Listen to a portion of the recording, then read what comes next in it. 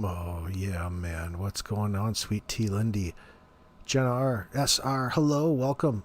Robin Edwards. It's good to see everybody tonight. Of course, you've been watching my many uploads. If you haven't, make sure you go back and check them out. Our most recent ones this morning were about Mike's live streams over the past couple days, and you've got some interesting comments about it. It shouldn't really change anything, but old Scamita hasn't changed a thing over there. It's the exact same story it was a month ago. Now it's just playing out live on Mike's show with Collins. Oh, yeah. Well, I'm glad Jordan's back to work, so he says. It gives him something to do. Keep his mind off things. You know, all other things aside, at its core, there's elements of truth. Just remove Scamita and all her stories out of it. There's an element of truth in the tie-in as to why people have an interest in Chance, Adam, and Jordan. Now, is it getting blown out of proportion? I don't know. I'm not putting myself through the emotional roller coaster. I'll wait till it's over and follow up after it's done. Yeah, helicopter grandma, same shit, different day.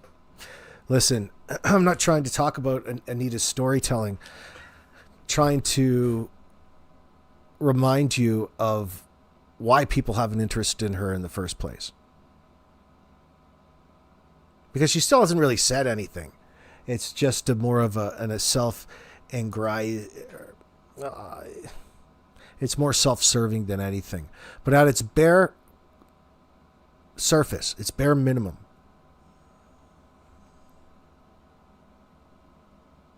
they believe, I believe Mike believes, that he's onto something, and there's a reason why Jordan and Darren and everybody are pulled into this situation. And it's that interest that drives the current craziness. Adam's the third friend of the Pipeline Boys. They're Donna. Hey, Donna, if you want to see my face so bad, you can go back and watch my videos again and again and again. I'm not here for you to objectify.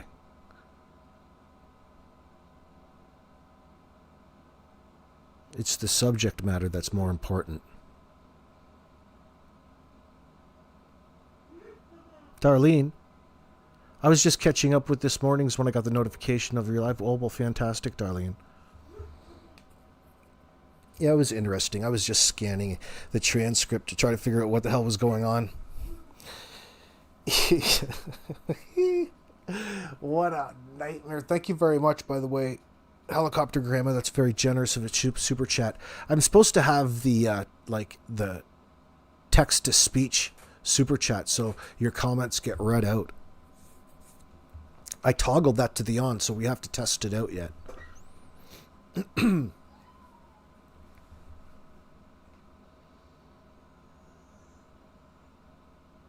One moment, please. One moment, please.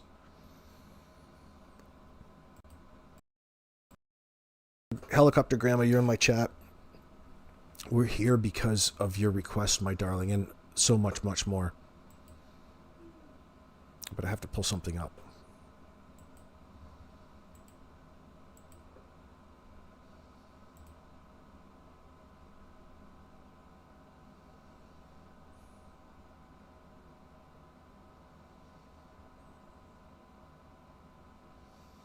Oh, yeah, Michelle, you like it?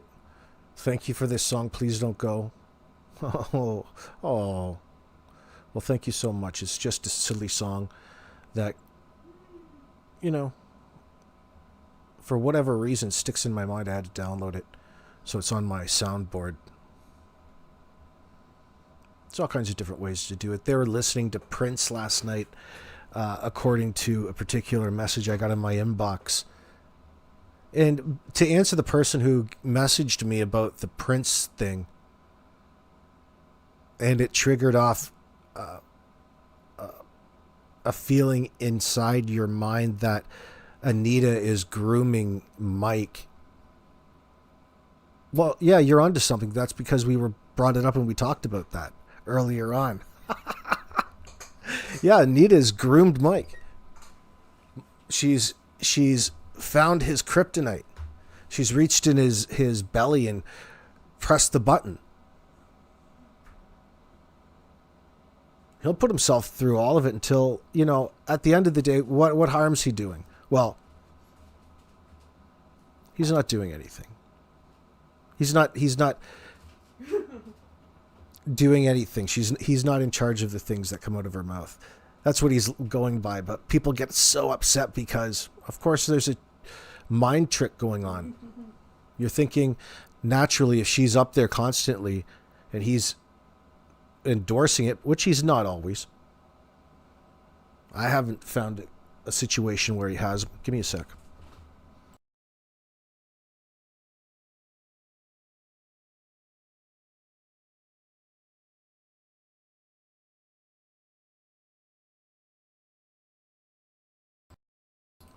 It's all good.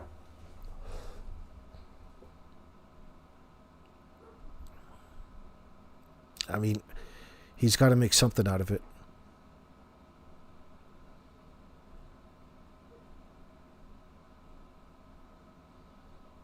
She's put him in an awkward position in that sense. What do you think? No, it's not like he's not in charge. Darlene, Mike's been catfished online seduction. Well, that's a nice way. If you wanted just to make fun of him, sure. But that's not what we're doing, unfortunately. At the end of it, she's taking advantage of him, seemingly, and going far and beyond and exaggerating and straight up lying and engaged and trying to clout chase in this situation on his channel. That's what's pissing people off that I've recognized the most. And they're not wrong. No matter how much truth there is behind everything, nobody's making her or asking her to act a certain way. No matter what it is that you believe, no matter if you're following it or not following it. Well, at the end of the day, why is it all playing out over Mike's channel and not being taken care of in the background? No, it's a chicken or the egg when it comes to this Chance Lay's calling Anita scenario, we'll call it, that they want to push forward as being some sort of evidence that people are trying to off Anita.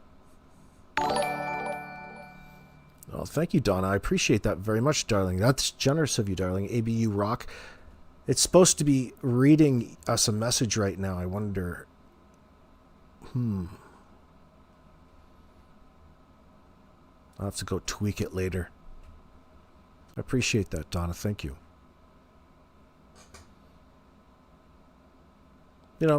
What are you supposed to do? They make themselves a sideshow in that sense. Well, whatever.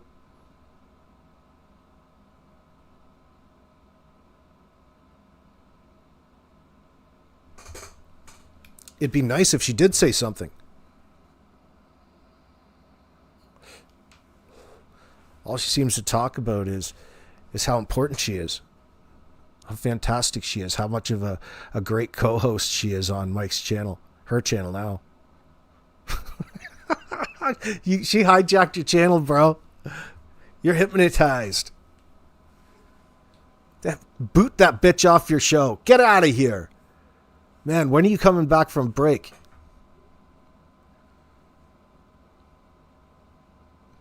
Bonnie Randall. Mayflower, was it you or Brandy who called her a hack in the box?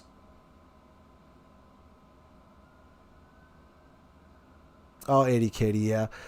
You can almost see Mike's head spinning at times, can you? Well, I appreciate you guys talking about it. But remember, don't make it personal. There's no need to make it personal or insinuate whatever is because of something Mike's doing. That's a mistake. And it's a mistake when people do it to Sonny, too. But it doesn't make everybody's behavior okay. But in this situation, we're talking about Mike and Anita. It's all good. Nothing's really changed. It's just that I think most of us have found that we really dislike Anita, and we don't like Anita content. Fuck that bitch. I'll go watch 90 Day Fiancé before I watch an Anita piece. Most of the people out there are the same way. There'll be a couple, like Anita's sock account will be around. Oh, I just think she's fucking great. I hope I don't upset you, but I think Anita's just fantastic. I don't fucking care. Go tell Mike. Oh, god damn, you're so fantastic. Gravy. Whatever. Oh, it's such a crazy fiasco. Like, why you would even want to do that is more bizarre to me. So I'd just rather stand back and watch her do this. It's a bit of a mind fuck, and people go through it. I mean, she's doing it on purpose. I mean, this is the type of people that Cindy hangs out with. What the fuck is going on? What is it you guys do in the background? What a weirdo. But the more that you find out about Anita's like real life, like there's no coming back from that. I mean, I can understand you wanting to keep your anonymity, all right, and focusing on information. But when you so covertly in your face lie to people and misrepresent your people in order to gain their trust and reinforce whatever words you're trying to say to them as more meaningful and justified, then I have a fucking problem with it. And I don't know anybody who doesn't. That's just the way it goes. So you've violated and betrayed your trust before anybody even got to know you. So you really don't have any information to begin with. You just want to be seen as somebody who's just super important, and you want to bask in some sort of glory that you think is out there, and you're going to do it on Mike's channel. Why don't you get your own channel? I've seen this time and time again. In fact, it's probably happened, but when you're in it, it's different. To Mike, he'll have all kinds of reasons justified in his mind. That's not what we're saying. He'll come around sometime. She ain't going to be there forever. Just seems like it. It just seems like it, girlfriend. You're like Brutus the Barber Beefcake's wife. Hulkster had to kick her out. Anyway, that's a different story. I couldn't do this without you, Mike, is something she said. Why not? YouTube is free. Rachel, what do you mean? Oh. She's all about semi-fluffing him up. She's a con artist. Never trust a roofer. And apparently their secretaries.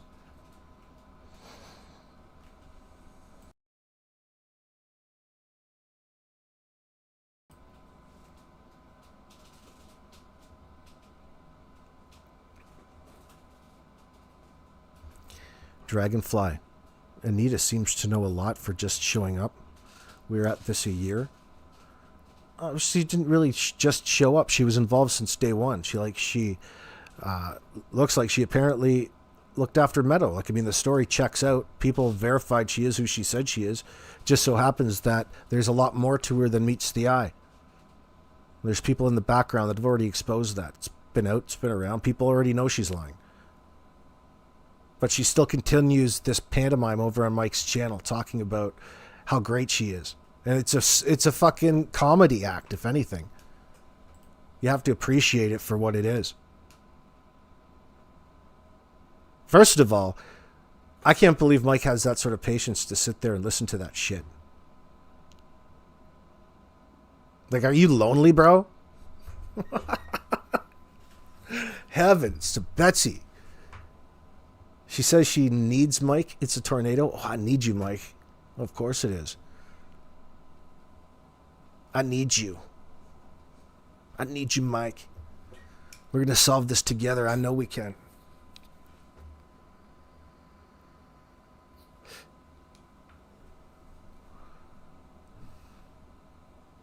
I mean, that's what affects his channel the most, is whatever ends up coming out of her mouth, he's got to, that determines whether it stays private or is public or members only or trimmed off here, there. Not holding that against him, but that happens all the time.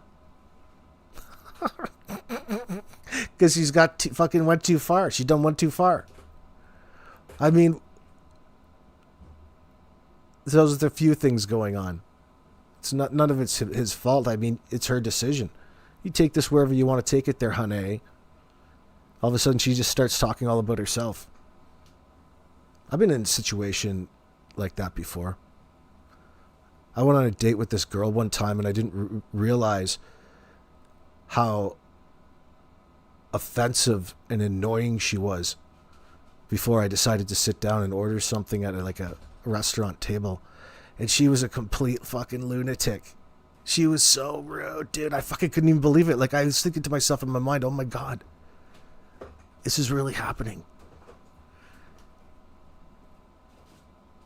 She was mocking the wine list. Like she was like this wine snob, if you can believe it. You wouldn't even believe the story. It doesn't even matter, but it shocked me. It's just like Anita. Anita's that type. What's up, JB? Hello. One moment, please. So it's good to see Jordan is back, by the way. I find it interesting that they're all just so engaged in letting this play out. I guess it's really all playing out over Facebook Messenger, isn't it? And you're just hearing it come through your YouTube channel. So whatever.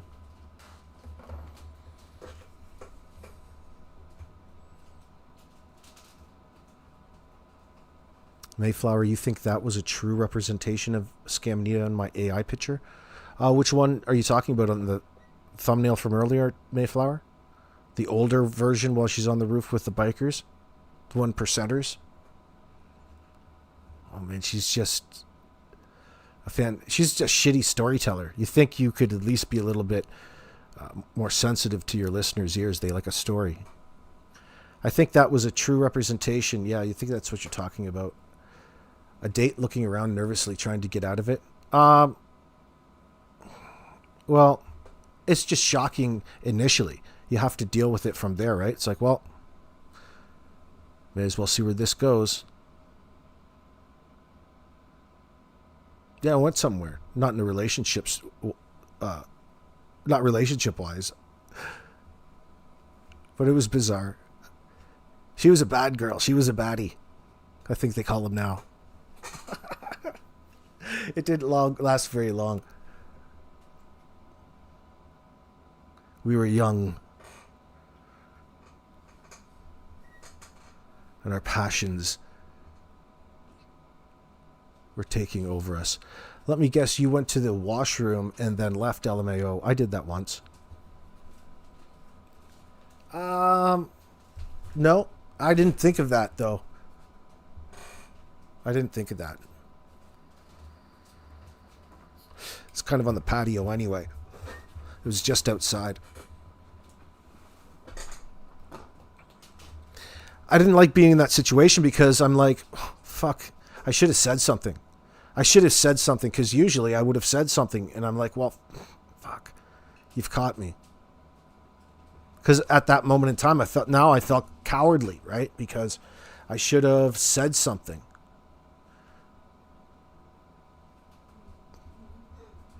But I didn't. I just kept it to myself and thought, what the fuck, in my own mind. I don't know why I was like that. I'm not like that now. I would have said something now.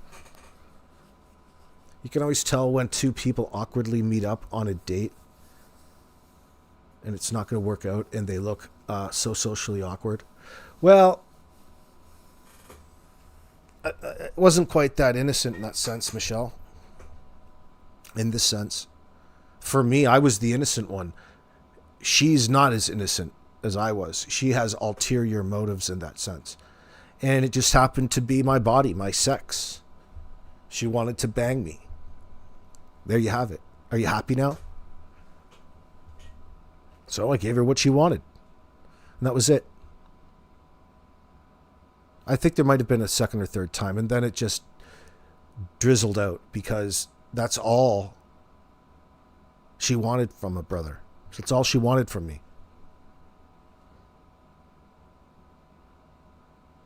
Like, and she was good looking enough. I mean, she's a pretty girl, but she also walked around and had like a pocket full, like for whatever reason, she had this great big she always had like, what? How much would that be? Half an ounce of like this gold seal hash with her all the time.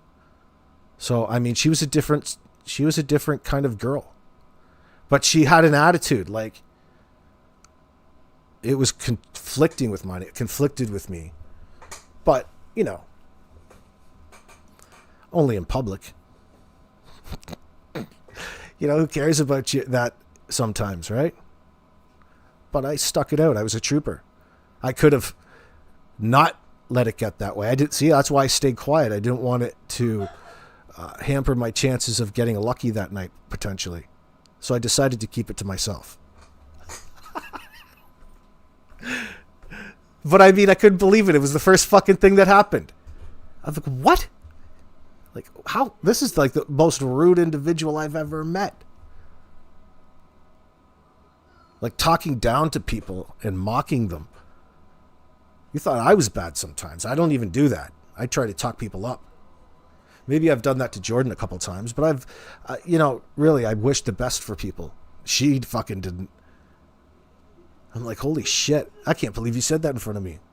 Like, talk about not being on one's best behavior was shocking.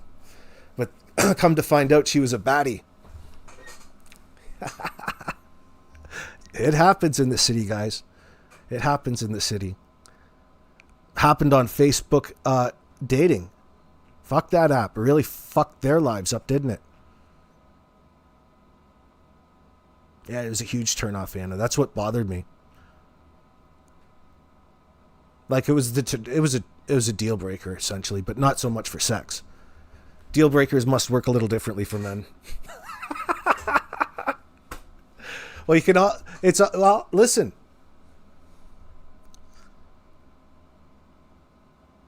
I wasn't the only one. You know what I mean? So you can only get so far into it. You can only get so much into it. It's like, all right. I guess I have nothing else to do. And it's customary. It's just normal. Like you've already went out and spent so much money. You expect it to end in a friendly manner.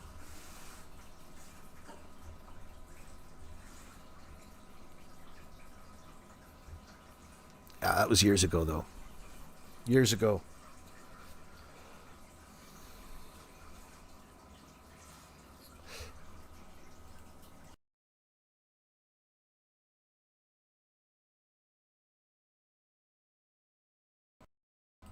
It's all good, though. I think what her thing was, like, the cities are different, right? People will cruise certain apps, like dating apps, and they'll use it as their own networking in order to sell drugs, in order to sell all kinds of things. And that's how they meet people, and especially people who would be potential customers. That's what I got to... that's what I thought was kind of going on for a little bit with her, but at that time I was a lot more paranoid than I am currently. Could have just been me. Could have just been my paranoia. My level of paranoia was heightened at that time, most certainly.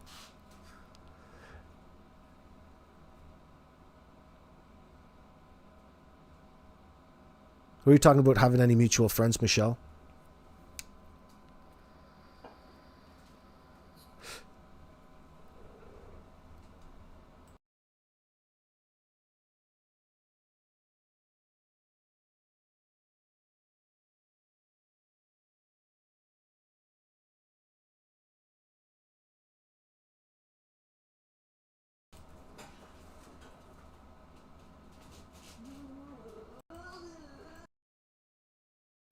Heaven's sakes.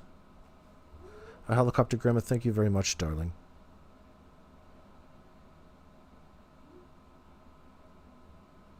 So whatever it is that they do over there, it certainly gets, you know, if this is so bad, why is it that she's even trying to pretend that something criminal is going on within these calls when she's been accepting these calls for the last month?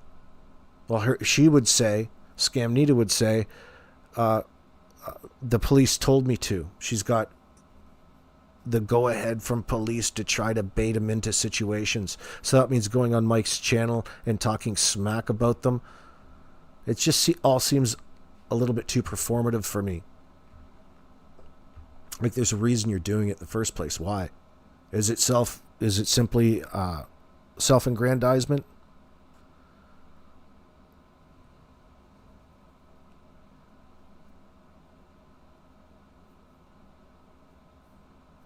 You'd think that Jordan would have all kinds of better things to do than engage in that sort of behavior. But she's up there talking about how she's saying that they didn't get all of Jordan's guns and they're out there watching her now. Well, all of these things. It's funny how they all come out on Mike's channel as opposed to, calling any of the investigators that you have been in contact with since the beginning. It's too easy for a person to catch up on their bullshit. You've ruined it. You fucked it for yourself.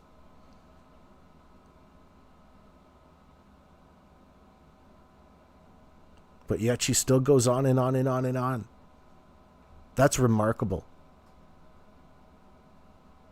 But I guess she says she's only here because she's Lily's voice. Fuck Jack, she says. They're up there talking about F the kids this and talking about the kids in a derogatory manner. Her conversation with Chance, it looks like.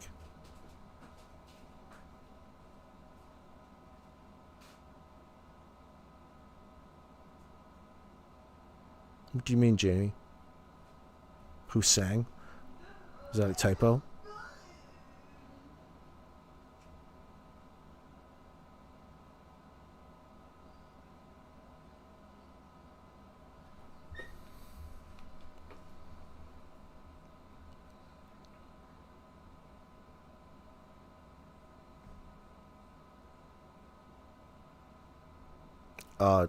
Yeah. Do y'all think you're doing the talk to text? Yeah, I noticed that YouTube has that option on my phone too. I was playing around with it as well. You don't have it. I didn't see it. Well, you don't really need it for desktop versions of it.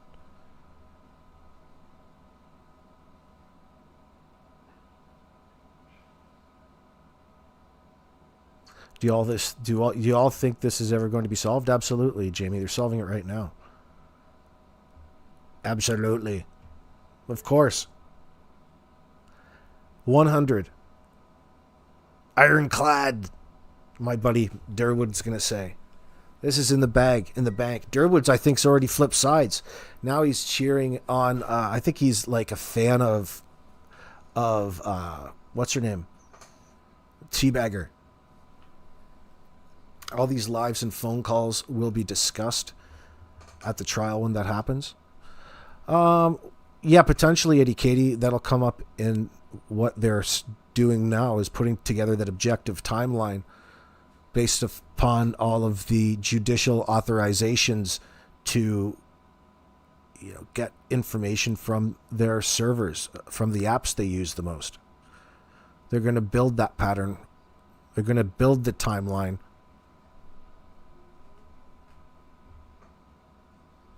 Then they're going to be able to ask a bunch of questions that they already know the answers to. Now, it might not answer all of our questions. It's not the smoking gun necessarily, but it is what is going to destroy all of the lies that they've been perpetrating. End of. In the legal manner. For the progression of this particular case.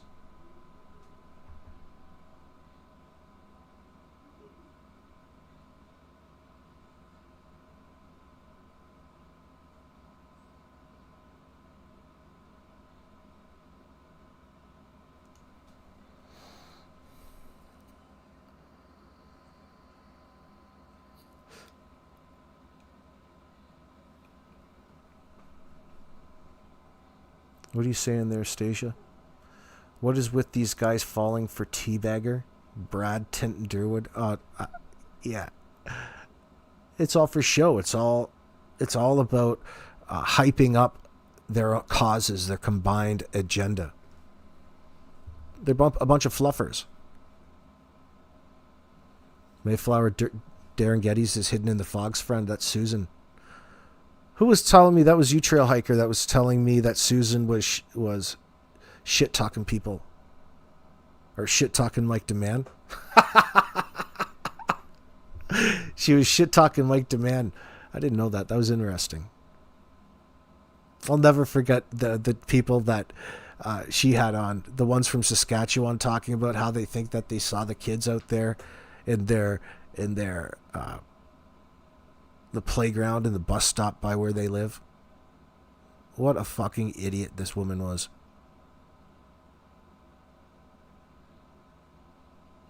Then it sounded like her on a different interview. The same person. But who's to tell? Kent needs to be exposed, Maria says. Absolutely. For what? You think that Kent's a flight risk? Might be. He's like the Kaiser Soze of all of this. Of the usual suspects. He can actually slam dunk a basketball. He only gets in that chair for when it comes to spreading awareness and selling keychains and making signs and asking for your money. Oh, well, since you all are here, anybody want to donate to my cause in order to further my agenda? Mm-hmm.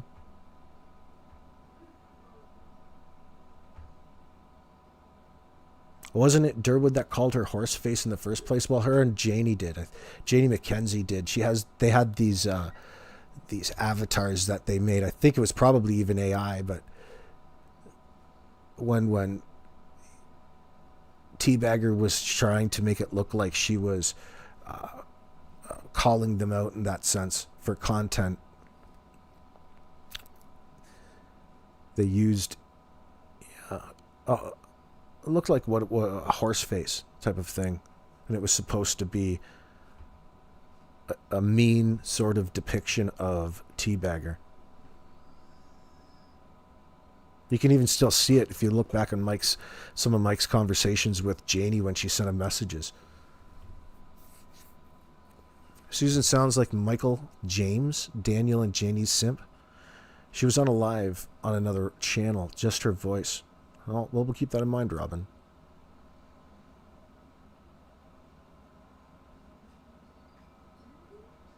Helicopter Grandma says Susan was shit-talking Derwood and the dogs that showed up at his property. What do you mean the dogs? Who are the dogs, Helicopter Grandma?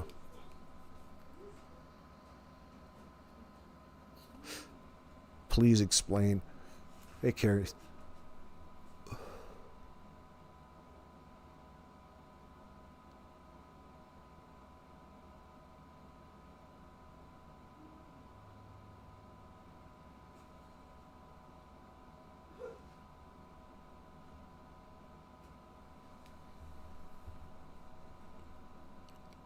Did I hear about Derwood's house property being used as a trading activity by the RCMP?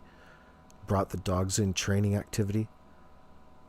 Oh, they're using Derwood's house and his property? What about the pond in the back? Did they bring the dogs back there for a training activity? What, like searching for decomp? I mean, that's what really, I think the suspicions are about Derwood and Jordan to begin with. You go take a look at his house, his mom's house, or Derwood's old house before he got kicked out. He got the boot. Fucking old man getting the boot from his old lady. I wonder what he did. I wonder what you did, what the final straw was. What do you guys think? What do you guys think the final straw was with a person like Darren Getty's?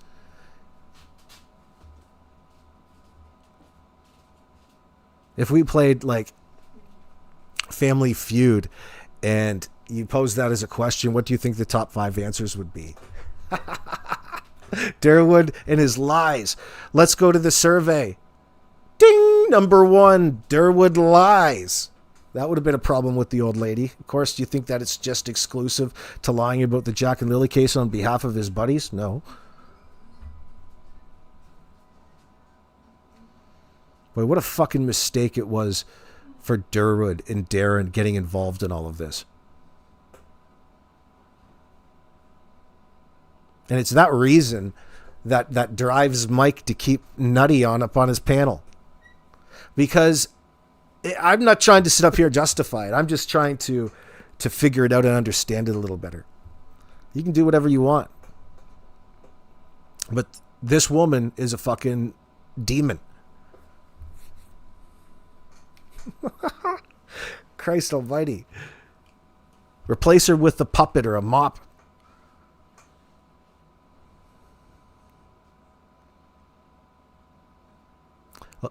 Darlene, you say you sure wish.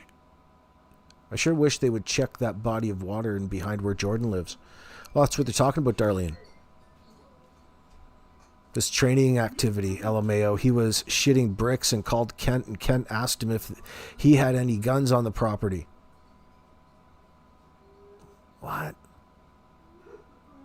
Well, I think Jordan's probably been through enough training activities, if that's what you want to call them. Training activities. I guess you're always training. You never stop. Training activities. Bro, you got fucking swatted. You got more than swatted. That's just a part of what they did to you. You got raided. You got raided by the man. Shit. Now you're on the radar for everything. You're going to be a heat score.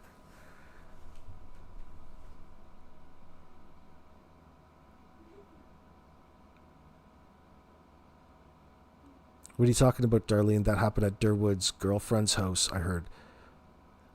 That's what Janie's brother's mom? That's how fucking old is she? 90? Oh, that's a perfect age for Darren. That's a fine wine right there.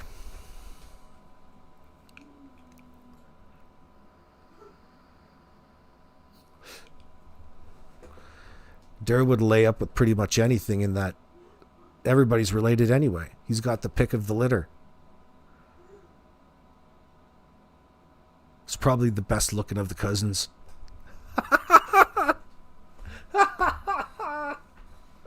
Oh, Derwood.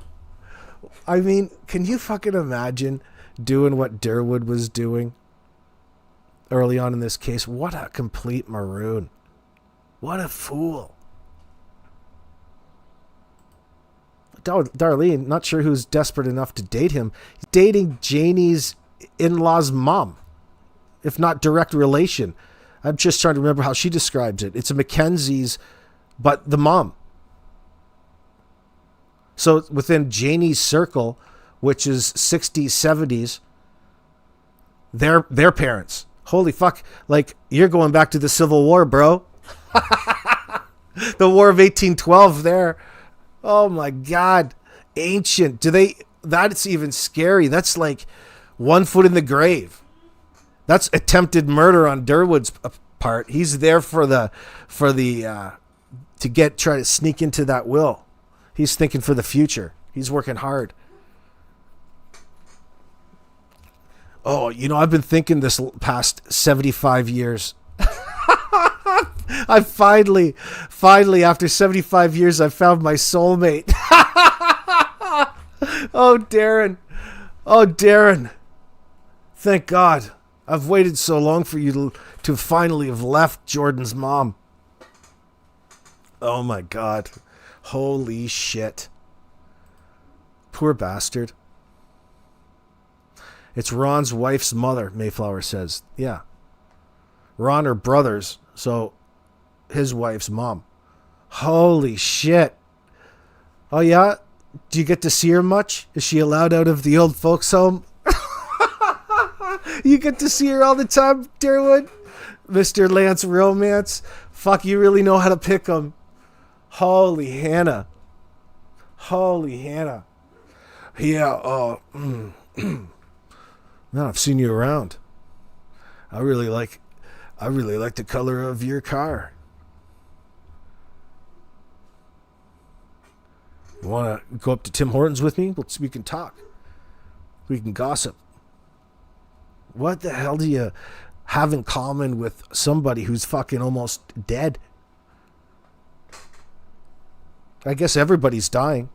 That's one thing you'll have in common with her. You could help her and make sure that she has all her T's crossed and her I's dotted when it comes to making out her will, last testament. You could even be a handyman around the house for her. Look at how helpful you are. Man, you never did that with your wife. Helicopter Grandma, thank you very much, darling. It's very generous. Quillfish, what's going on? Big hello to Australia. We're just shitting on Darren and his relationship. Oh, I wonder how long they've been together. Wonder how long it's been love like that. Is it Jordan's mom a Corbett? Yeah, that's what they say, Mayflower. Jordan and Ken are related. Now everything makes perfect sense. Now we know why you're lovers. Queering it up in the backwoods of Nova Scotia. That really is Tinkertown.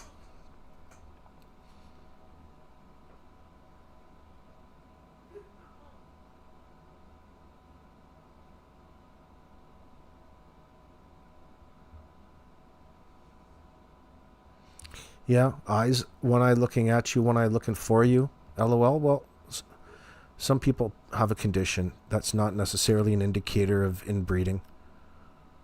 They already have a little score associated with the level of inbreeding that they are.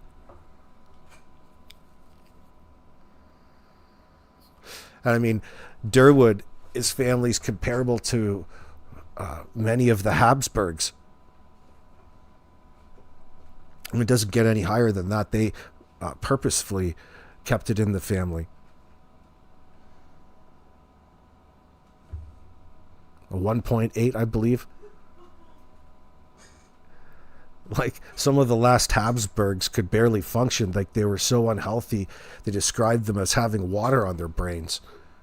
It just didn't even go near them in that sense. In medical journals, they talked about their testicles being two black lumps of coal. It was just so hideous. They're deformed and just not right because of how many generations deep. And they probably still even couldn't get anywhere close to Derwood's family. Potentially, that's what they're saying in my chat here. I don't know how true that is. Of course, I don't have the charts in front of me. Finally, Jordan's mom came into the scene.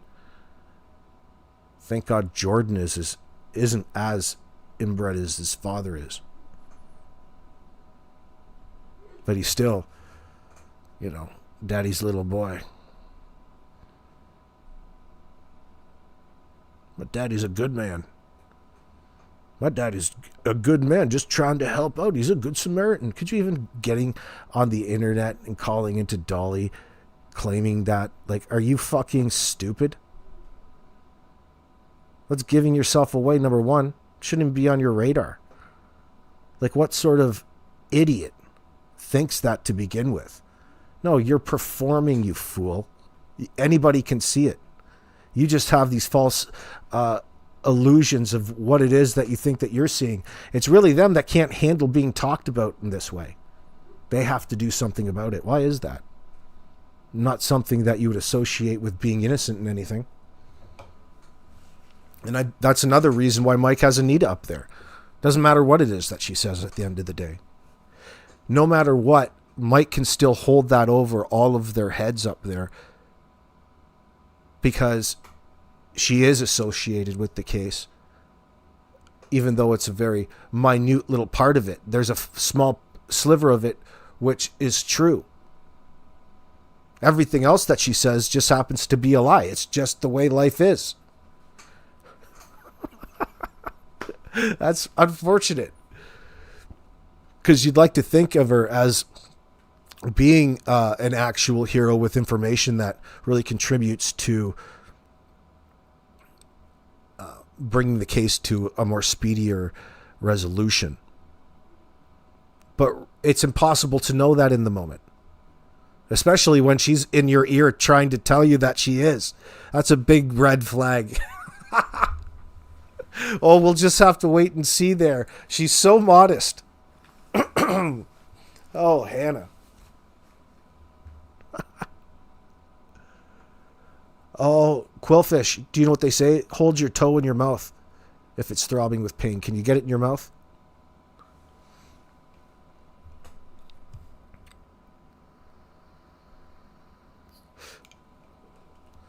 Helicopter Grandma says, so true, ABMD put her on his channel and fell asleep the first time. He wasn't sleeping. He was watching everybody trip out. That's what was funny about it. Wasn't anything funny about it necessarily, but you got to see what people's intentions were in the background. It could be the goat. Are you eating all too much shellfish again, Quillfish? Eating all those rich foods like Henry VIII. Goat's a rich person's problem. Must have a lot of money.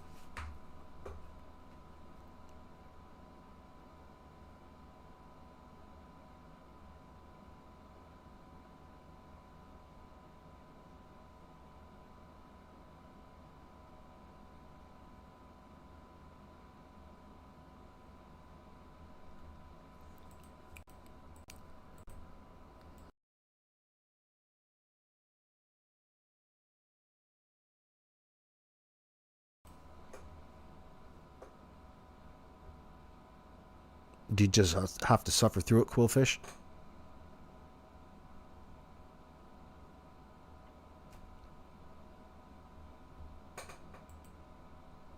What else was said?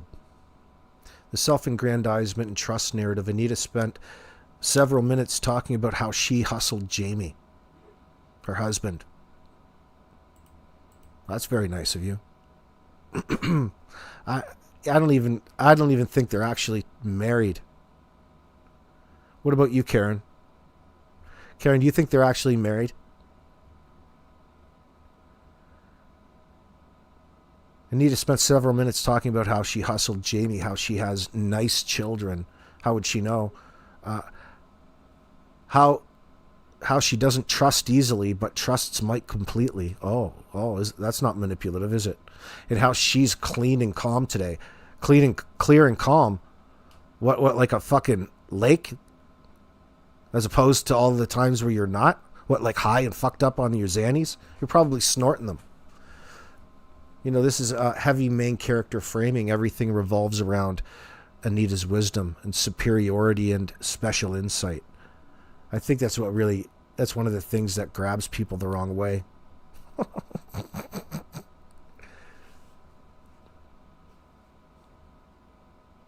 Oh, that's all good, Quillfish. No, Karen. Quillfish's goat's real. I don't care if every word Anita said was true. I can't stand her personality, says Robin. Anita's nasty mouth, rude, controlling, thinks she's somebody. She talks as nasty as Chance does, lowlife.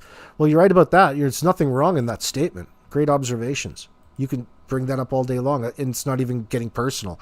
Those are clear observations, madam. Holy mackerel. Oh, ow, ow. She's the Long Island medium. No, they aren't married. She's never been married. That's right, Karen says. My husband, I hustled him. Well, she's partially right. She's hustling right at the moment. Kent, what does that say? Carrie. Oh, sorry, Carrie. I read that Kent support. Always watch AB even though most of the time it is replay because of my work hours. Well, it's okay because we're always uploading, Carrie. I appreciate it. We're doing more uploads than lives recently.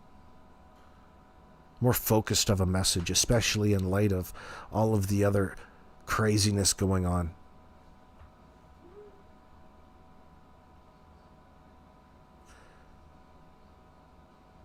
Maria says, did I eat anything on my date with the nut job? You asking me about this gal? Yeah, I think we did.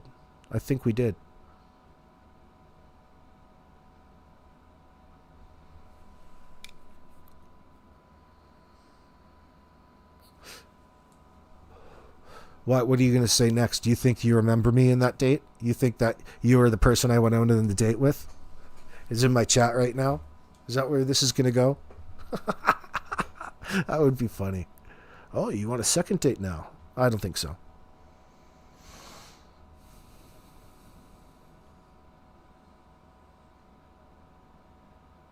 I appreciate you watching, Carrie. She's going through menopause. She told me that. Karen Steves, how dare you talk about her menstrual situation, her menses? That's so rude of you, but funny. Are you serious? She told you that she's going through menopause? Why? She told you that. Is that in an effort to get close to you? She was love bombing. That must have been in the love bombing phase. I just wanted to tell you I'm going through menopause. Is that supposed to turn me on? Well, what are you telling me for? What the fuck do I care? Never wanted to talk to you in the first place. That's more than just menopause, fishing in a boat says. Oh, shit. Oh, boy. Is that... Or what are you saying? That's supposed to have something to do with all of the hair that's on her face? Like her chin beard?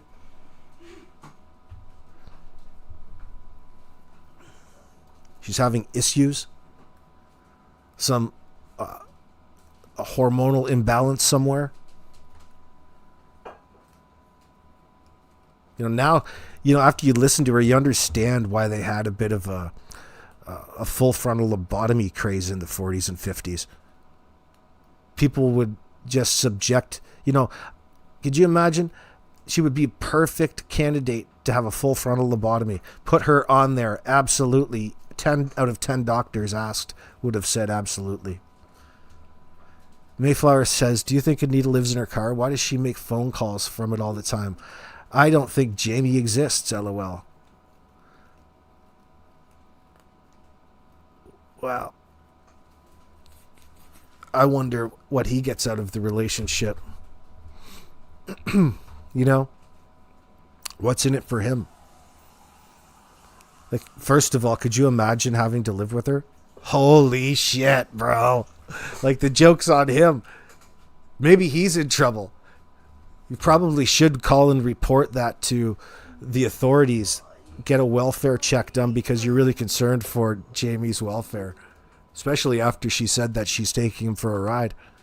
Well, exactly. She's trying to find him work, and he's going to go and actually do the work that she finds for him. Just like the queen that she pretends to be. Geez, you wouldn't want to bend over and pick up a shingle, would you, honey?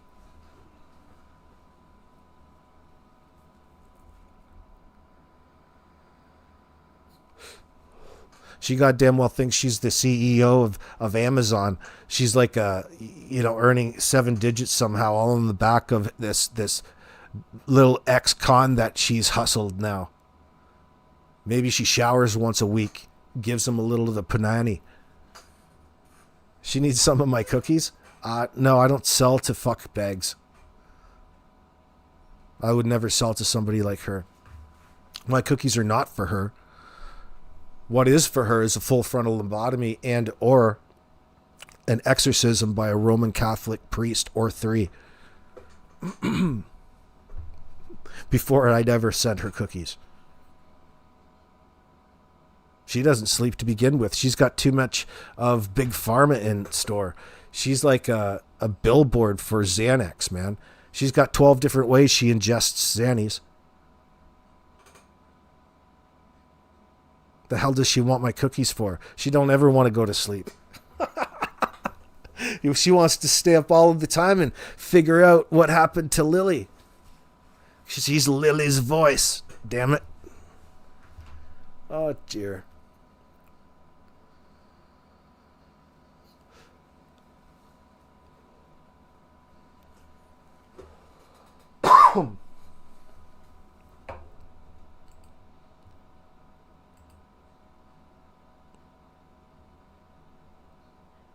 She gets up on Mike's channel and she starts wishing harm on Mother's Day. She's walking around claiming the moral high ground. How she's on Lily's team. She's just on Lily's team. Like, think about that little dynamic. What a bizarre situation. Oh, I'm only here for Lily. Well, what about Jack? What about everything else? You know, I think she's just so desperate not to sound rhetorical. She's just trying to do the opposite of distance. She's getting a little bit too specialized there.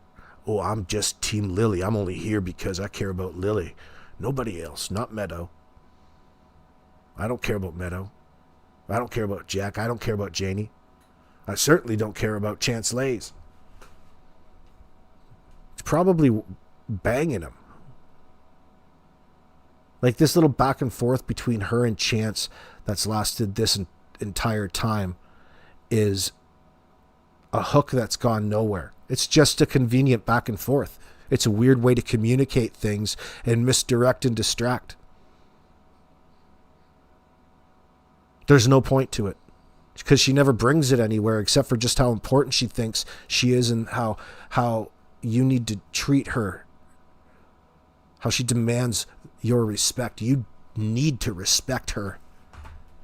Teabagger said she is sloppy. Teabagger's sloppy or who? Who's sloppy? Anita's sons want nothing to do with her. That's rich. Well, that's unfortunately true, according to her ex-husband, sadly. Well, she spends all of her times, making and fucking around with the phones with Chance Lays on Mike's channel. Well, why don't you take it off Mike's channel? Why don't you be a little bit more courteous? Go do it on your own channel if it's so damn important. Because she needs Mike. Yeah, she has. Why would you want to get rid of your mark? Why would you want to get rid of your target? She's up there conning him, grooming him like he's a fucking 3-year-old boy. You want some candy, little boy, Michael? You jump in my imagination here. Fishing in a boat says, and she has so much money, she'll get the best lawyers. Oh, she worked for fucking some of the best lawyers in Toronto. The daddy she never knew was a detective in Boston and Toronto, and she was married to these and that, owned a bar in the beaches.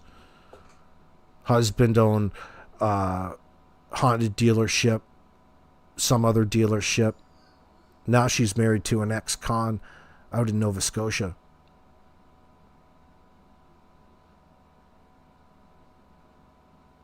Sorry, Jamie.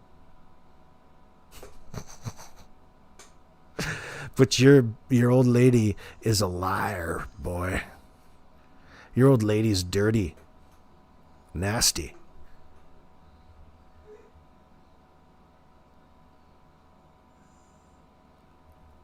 Maria, you're saying Teabagger and Anita seem to both have their hands in the RCMP cookie jar. Oh, well, they pretend to.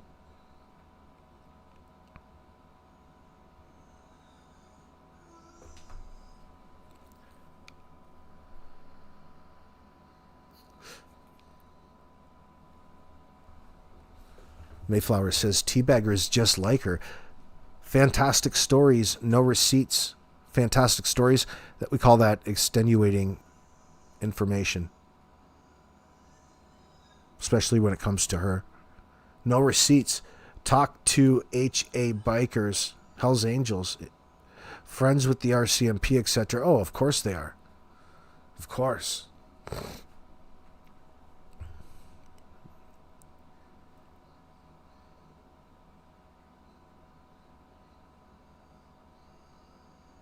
Of course Chance is involved somehow. He's the dealer. He's Danny's dealer.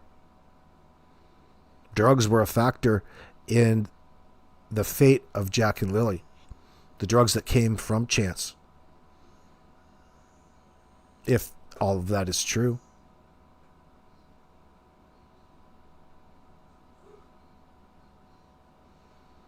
Yeah, Karen, Teabagger's been talking about backers for a long time. Well, she has fantasizes. That's all she does over there is fucking fantasize. Yeah, Anita says Jamie's an ex-Hells Angels. He is not. Well, why is he ex? You mean excommunicated? On the run from?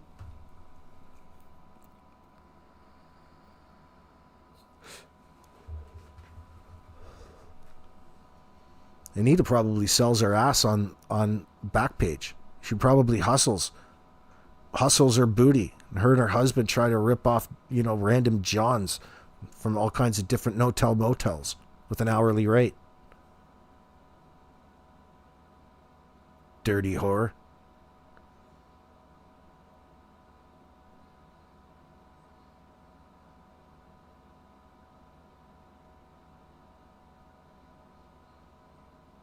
Helicopter Grandma says the whole situation's makes me sick to my stomach. With the Jack Lilly situation, absolutely it does. You guys have more patience with me listening to that over there on mics right now.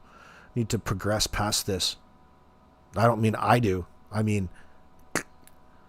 she does. She needs to get the fuck up on that here. Get your own channel. It's your own channel, bitch.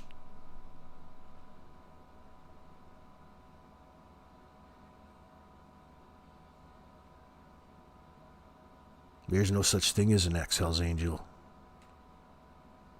Well, Jamie is. Yeah, but of course, this is coming from Anita, who was dating the son of a very famous Montreal mobster, of course, she says. And she is related to John Gotti, just like her dad that she has never met, she says. Remember that story, of course. She's just full of all kinds of stories, dude. And it's just an insult every time. It is torture sitting there having to listen to her talk.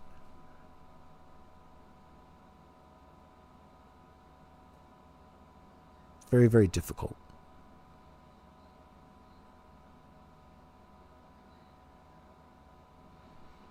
Callie wants to know why she's dropping names like that. So dumb. Well, it doesn't stop. She's always trying to get you to think that she's something that she's not.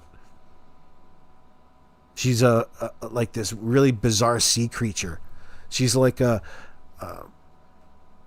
catfish, only with skin like a squid or an octopus. You know how they flash all different kinds of colors? But she's catfishing.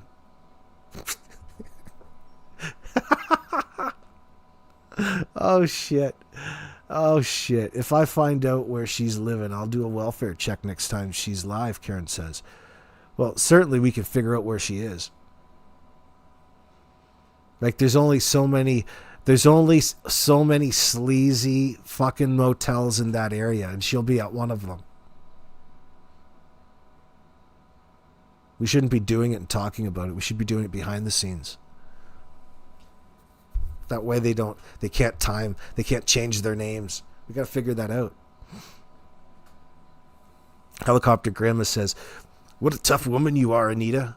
You know when you were threatened and instead of calling 911, you sped down a windy road and met the cops at Tim Hortons, LMAO. Oh, fuck. Oh, it's that chance, Lace. You're fucking demanding all of your fucking answers. It's just trolling. It's part of you thinks it's funny because there's a trolling element to it, but really, she's up there just bullshitting in the first place. It doesn't matter. And other people are taking advantage of her, or taking advantage of that. There's nothing really happening.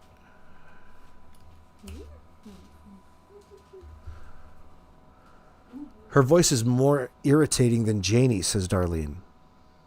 I was enjoying Mike's analyzing Daniel last night, and then she started talking.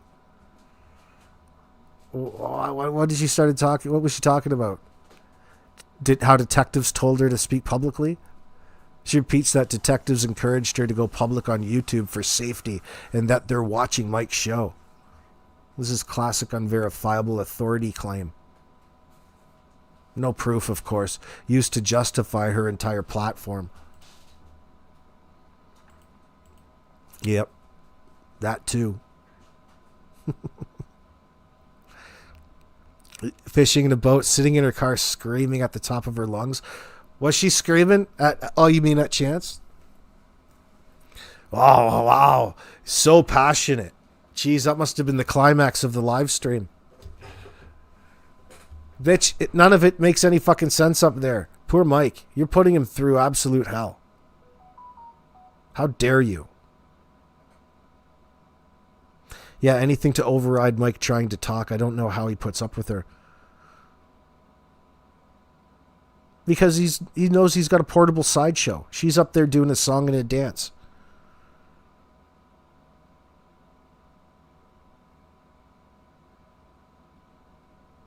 Mike's channel's not getting shut down, Donna.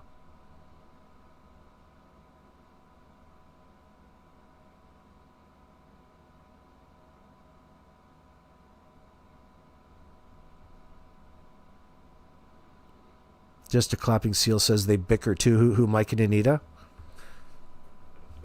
Well, Mike's her emotional friend. Could you say that about him? Oh, look at Anita's got a new emotional friend. Look at all of the time that you're neglecting and taking away from what should be lovey-dovey time with your husband. That's a bit of a fucking problem, honey. What about your husband? Your husband, you like to refer to him as. Does he know you refer to him as your husband? It's probably. Do you say that to his face? Hell no. Oh, she probably has a whole line she cons her old man with too. Oh, baby, I love you. You're just so young and beautiful. You're just using him for his working abilities. He's willing to get up there on that roof in the rain and clean those shingles off the roofs. Get him in the bin. Do your work for you. You get to reap the benefits.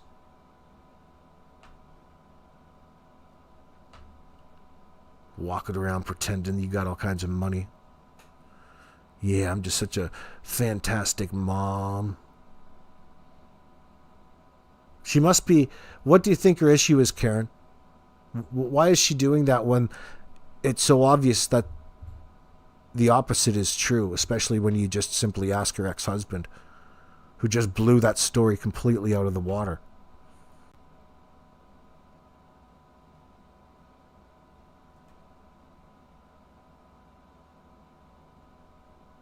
He likes Maria. He likes kids, but not in that way. That's Darren's statement.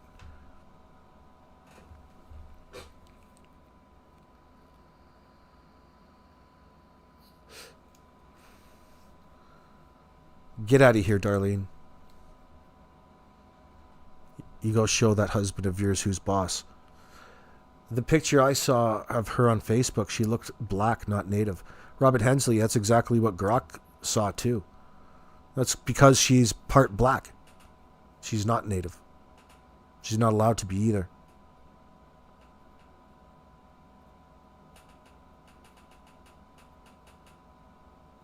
Huh? No, I didn't call you out. I said, get the fuck out of here. Bye. I don't like stupid comments, bitch. Beat it.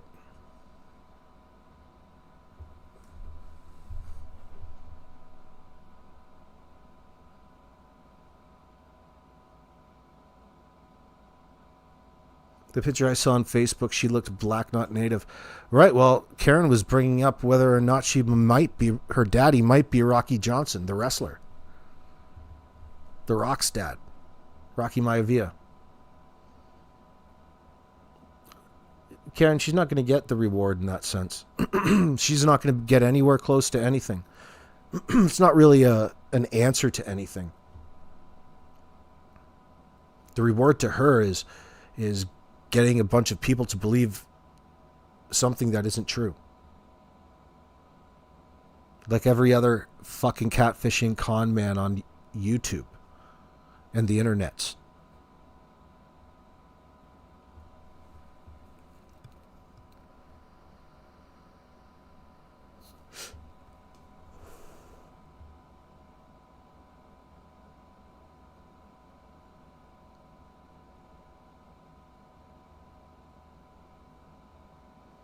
Yeah, how do you figure that, Explore Core? I haven't seen what he said, though. You sound like an old couple fighting over who can get the most limelight.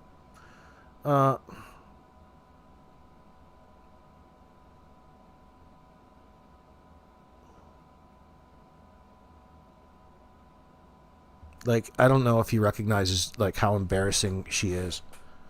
Do you think? Yeah, he does. He absolutely does. Because he said it to me. What am I thinking? He said that to me.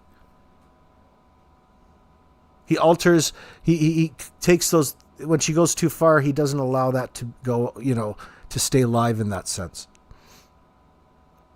Yeah, The Rock might be her brother. Possibly distant relative. Why didn't she go with that? That would be way more believable than John Gotti.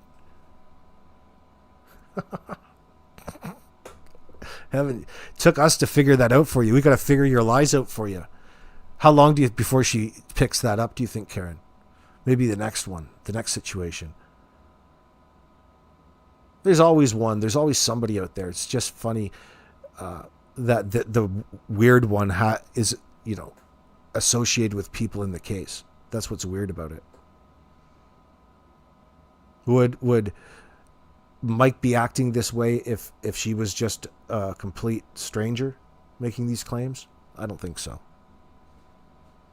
He's convinced that just being around her, her talking about whatever is going to eventually, like 1,000 monkeys on a typewriter type of situation, give up some sort of information that he's going to be able to come to a more accurate determination about things on, no matter what he says.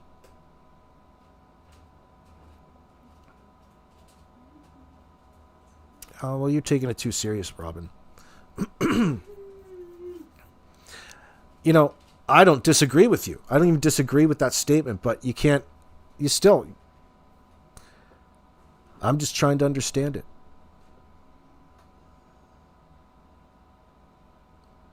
Like Shirley, if it wasn't going on Mike's channel, it would be going on somebody else's channel. Now, whose would it be? If it wasn't Mike's, whose channel would it be?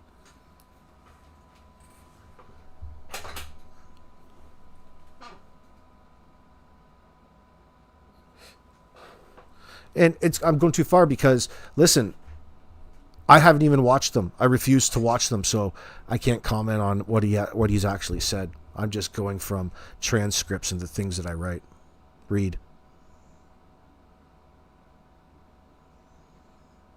Oh yeah, the junior, the dude who got assassinated, Karen. Oh yeah, of course. She's got ties to the underground in multi different ways. She's like mafia dexterous.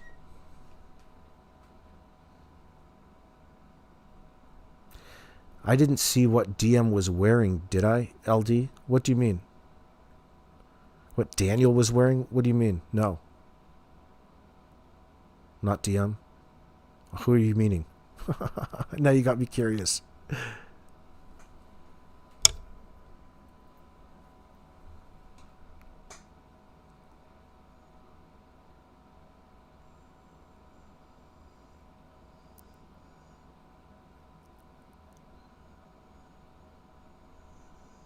You think Mike is too immersed to gain perspective on Anita? In what she is doing to ruin his channel, I think she was sent over to him for that specific reason. Yeah, that would be, in this sense, a conspiracy theory. I don't disagree with you, but again, we shouldn't assume that we know what Mike wants to do with his channel. Or that we would even agree on what good content looks like in that sense. I think that at some level he's got to have made a connection with her. That's what horrifies me the most. This is like a horror movie. She's like taken over his mind like a parasite, like this is Alien. A little Anita is gonna like emerge from his belly and break through his stomach in the middle of Mike in Thailand.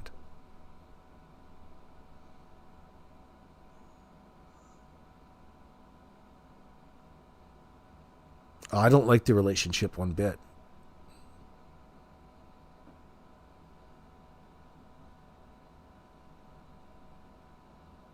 Yeah, it wouldn't surprise you if Anita says that Jordan or Chance assaulted her and she shows up with fake bruises. Well, it could be your next step. Then she'll throw out her Cash App. She might not have a Cash App in Nova Scotia, but her payment links.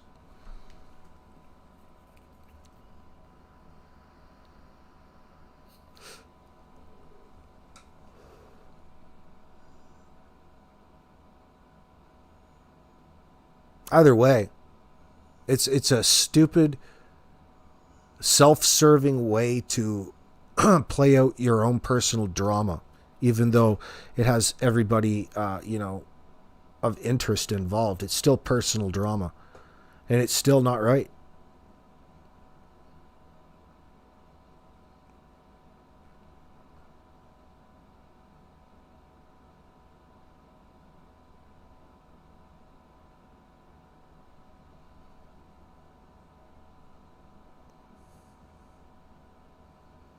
It seems it's like watching somebody, some pervert, get off on fucking somebody over times two. That's what watching Anita is like. It's outraging.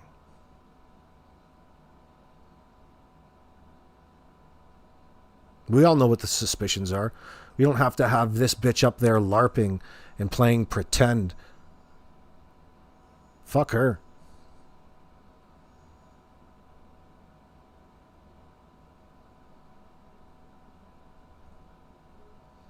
I didn't see MD, did I? What do you mean? See Mike Demand? What do you mean?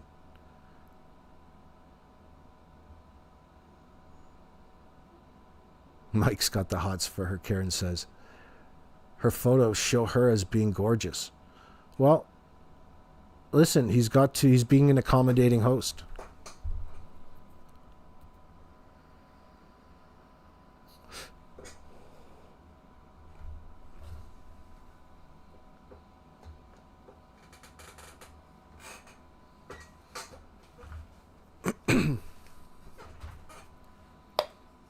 You think she's a predator?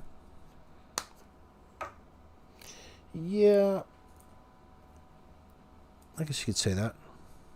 Like Ernie Kelly says. Yeah, maybe you could describe it like that. I don't think so, Karen. Why would Anita, you think that he would go to Thailand and they could be like crime fighters in Thailand?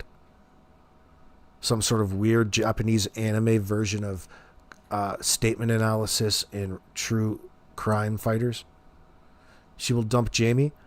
Oh, fuck. Well, that relationship's going to come to an end soon. Like, this business with Mike Demand has gone a bit far, don't you think there, Mr. Emotional Friend? Like, when is Jamie going to put his foot down and demand a little bit more attention? See, it's what happens when you take too many of those Xannies.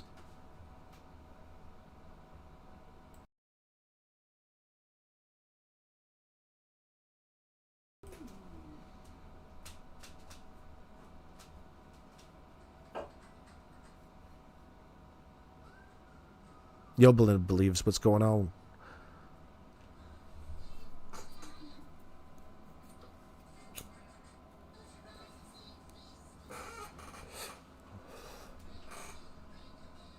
And she's nasty. She's got an attitude. You should have seen the swearing and cursing messages she sent to Belinda. It was so bizarre over something that has nothing to do with her. You know, you can dislike Belinda or like her. That's your prerogative, but she was doing it to prove to somebody else about just how powerfully she felt about something in the moment.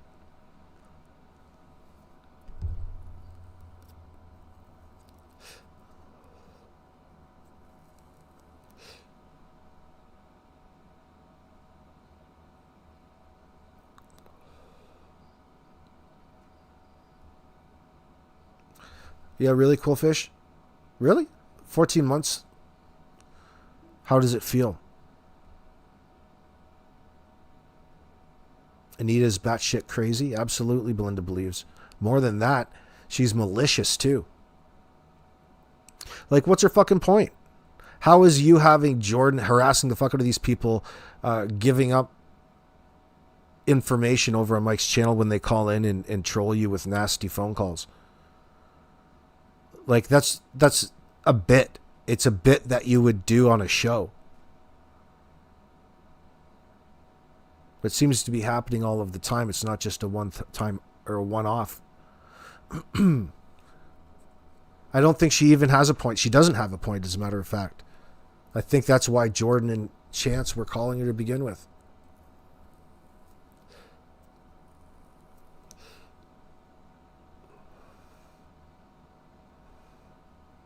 You think Mike knows what he's doing? He's letting a take stage right now till this plays itself out. Each channel has its own niche right now, and this is Mike's focus. Oh yeah, you'll be okay. I'm just letting it be known we're allowed to talk about how fucking scummy Anita is. Absolutely. It's a major fucking trending topic right now.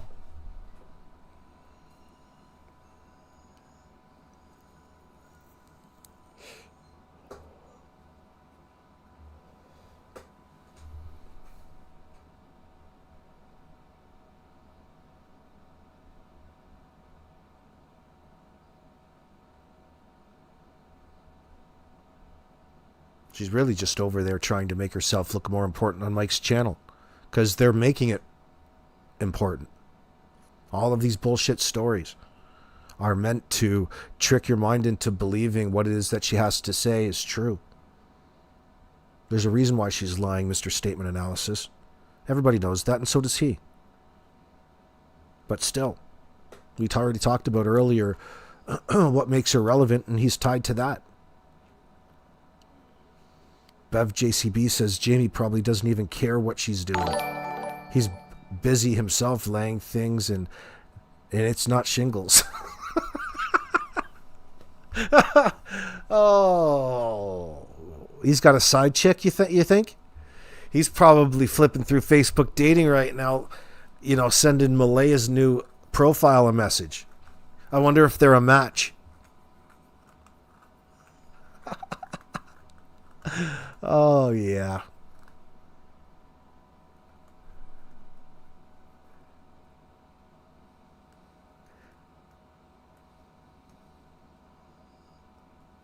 Yeah, it was a ridiculous amount of time as to how long Quillfish has been on that waiting list.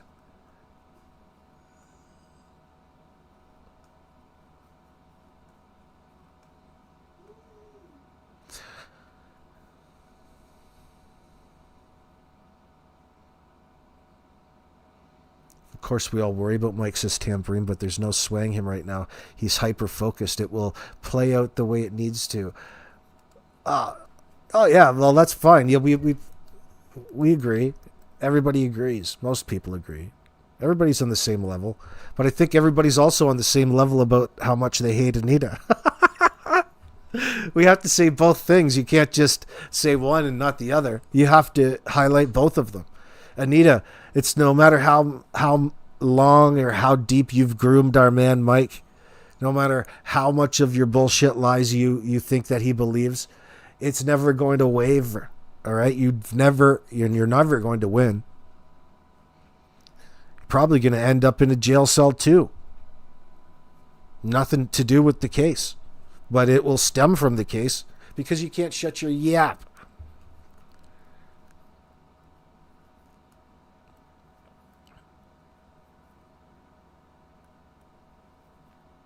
I wonder who Jamie's side chick is. He's probably maybe Jordan's mom. She's single now. Jordan, your mom single and looking, bro? How old's the old lady? How old's your mom? I wonder how old she is.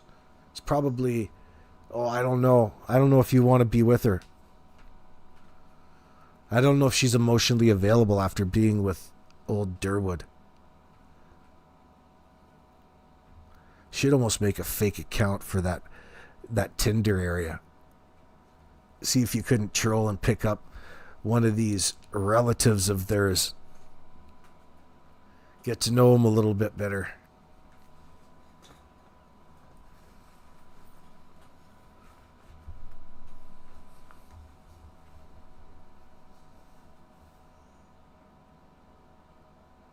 Tambourine says, I'm probably weird, but I enjoy listening to see what's going to happen. But it does freak me out sometimes what the fallout will be. Jamie is younger than Anita. Well, yeah, well, don't think Jamie doesn't have and can't get another woman. You know, it's not exactly... I think you'd probably rather be single than be in a relationship with a person like Scamita. Like, what good is there? You're married to a compulsive liar. Think about the reality of Jamie's situation right now and how unhealthy it is. Like, dude, your wife is so fucked up in the head. How can you not be affected by that? Like, here we have a person who is genuinely in need of rescue. That's how fucked up Anita is. Imagine if the roles were reversed. And Jamie was the female and Anita is the male.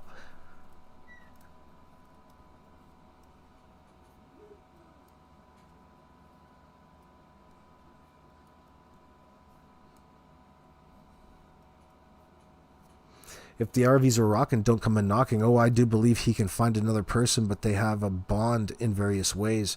Get the hell out of here. They're not bonding. Mike and Anita are not bonding. Don't make me fucking puke. I refuse to even accept that. I refuse that. I refuse your assertion, madam. Don't ever fucking come in here telling me that Mike and Anita have a bond. No. That's a violation. Hell, you fucking coming in here shocking me with this profanity, this repulsive comment. How dare you? If Anita and Mike's show is on and the other two I watch aren't, I'll go and watch and see what shit she's up to. Well, that's how you get hooked.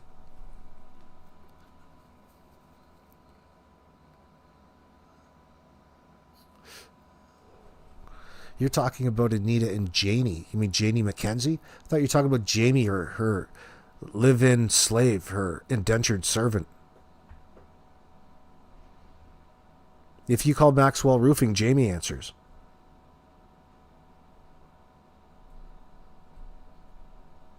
Oh, all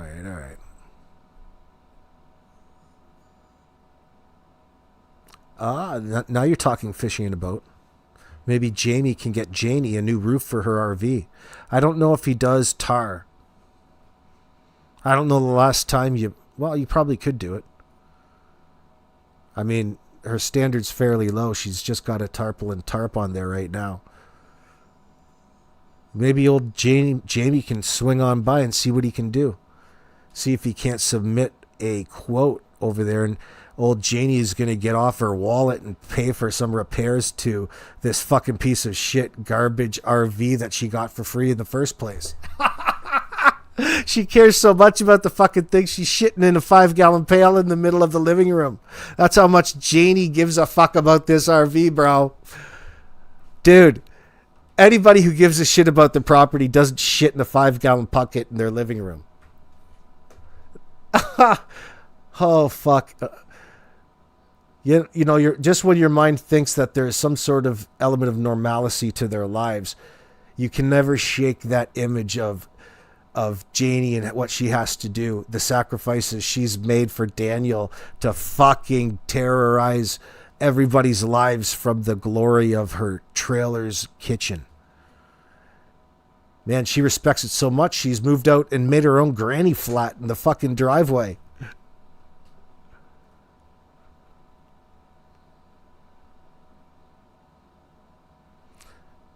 Tambourine, she talks about how he wants her around for her great meals. Oh, fuck, you don't want to eat anything that Anita's going to make, dude. How many people out there in the world think Anita's a great cook? Oh, yeah, right. No, not even a little bit. Get out of here with that shit. Tells her she's gorgeous and she's the protective muscle. Sometimes we fight so we can make up. Oh, get the hell out of here. Talking about Garth Brooks. Fucking sending me for a cringe fest here. Telling me Anita's Oh, she's just really appealing to Mike because Mike doesn't have anybody that cooks for him anymore. He's got to cook his own meals, and she's fucking lighting his ears up with all of this food porn, telling him all the great things that she could cook him and would cook him. Well, why don't you get your practice in with old Jamie that's sitting in the other room fucking starving right now, thinking about going to Burger King. Hell. Oh yeah, helicopter grab. It's not a driveway, AB. That's so funny. It's your fucking driveway, Janie. It ceased to be a driveway when I needed to fucking blend into the environment. Oh, it's now your front yard? Do you have the seed down? Not until there's grass there, honey. It stopped being a driveway May 2nd, 2025. Funny how that happened. Why are you even... What the fuck is wrong with you? This Janie is some weirdo, dude. Why are you even fucking worrying about that fence? Why are you in that RV to begin with? I can't believe that thought doesn't cross her mind each and every time she shits. Every single time you pull your fucking pants down and you sit on that cold piece of plywood that you've got a hole, 4 holes probably drilled in to use as a toilet seat and try to keep your balance. How many times have you keeled over and spilt the shit all over the place, I wonder? At least 3 times.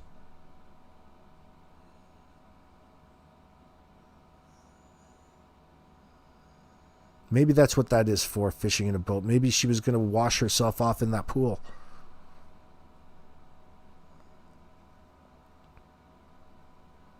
The hell are you thinking?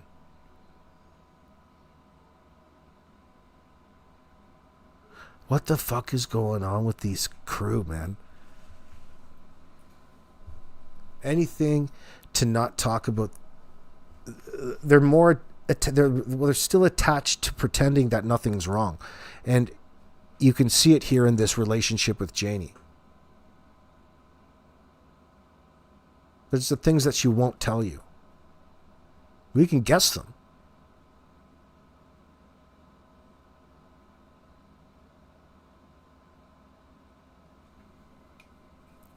Yeah, I do. Helicopter grandma.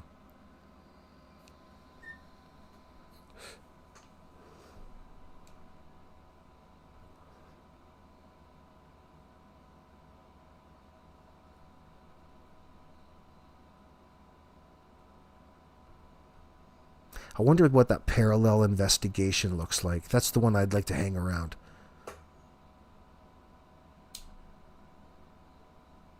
I mean, it's never a dull moment around that office. The bullshit and lies are just so heavy in this circumstance.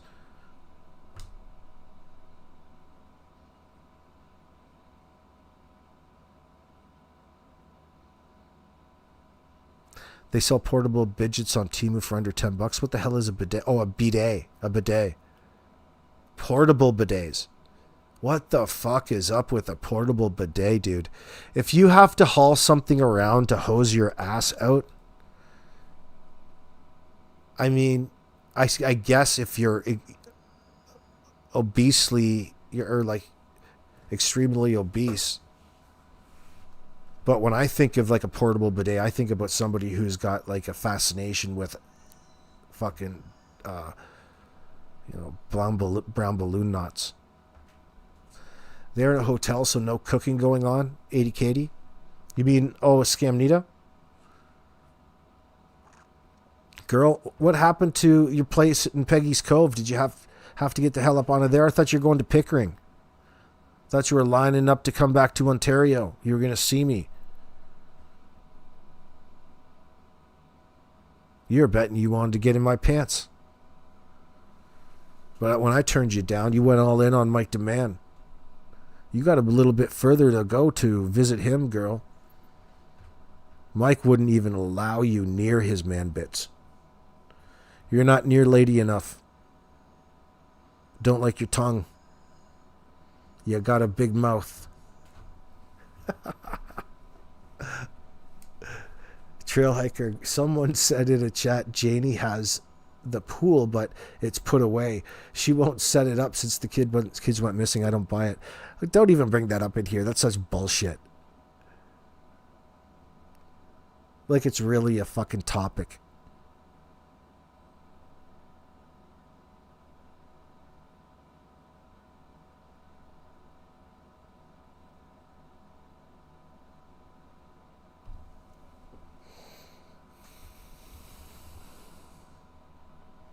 You know, you could thank Anita for the laughs.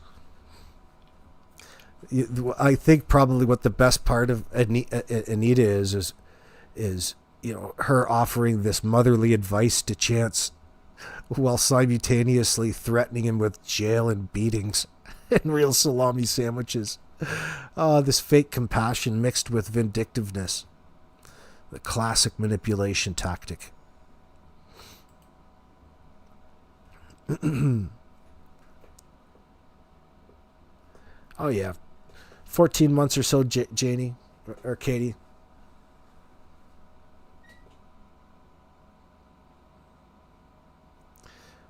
They have to finish up. I mean, we've just got some of the better news, so I mean, I'm more confident than ever. I wish I could say the same for Jordan. Jordan had to eat crow, put, you know, his foot in his mouth. Whoa, why am I... He's went on and on about why isn't he arrested yet? And why isn't he this and that if he's so bad or associated or doing something wrong? And look at what happened. Absolutely, your little gun collection has everything to do with your relationship with Daniel, I have to bet. I'll bet on that. I'll take that bet. All of these little things have something to do with the other. How far does it go, though? Like, there is a reason why Derwood and Jordan are intimately tied to this case through Daniel. And it's not because of how he wants you to understand or believe it is. That's all been a proven lie and a lie every step of the way. The reality is a lot more morbid.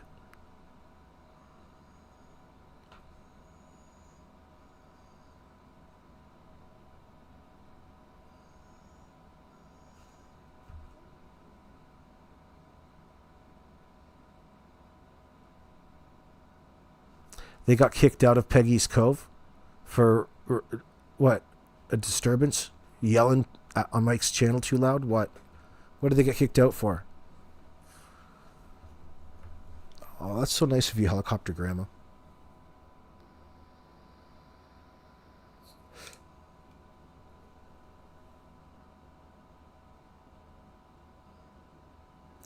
That freaking fence of pallets has caused more trouble in this case than ever. It's still not finished and isn't a real fence to begin with. It's a pen, as Janie has always talked about. Pens for the kids, for the dogs, for the chickens.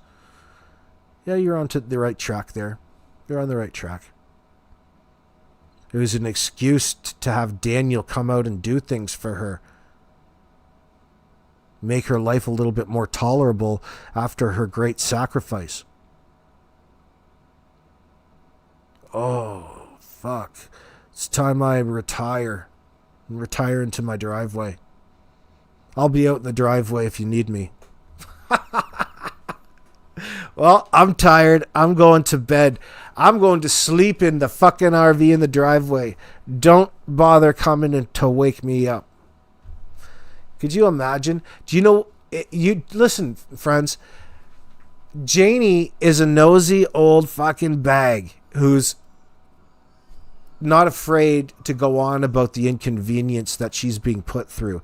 That's going to be part of the resentment that she had towards Malaya the entire time. Do you know what else and why else? Because she has to hear her wild sexual escapades and drunken late night romantic rendezvous with her son, her floozy self.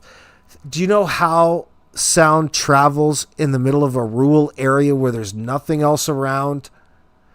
all you're going to fucking hear is them banging, especially in a little aluminum can like a trailer.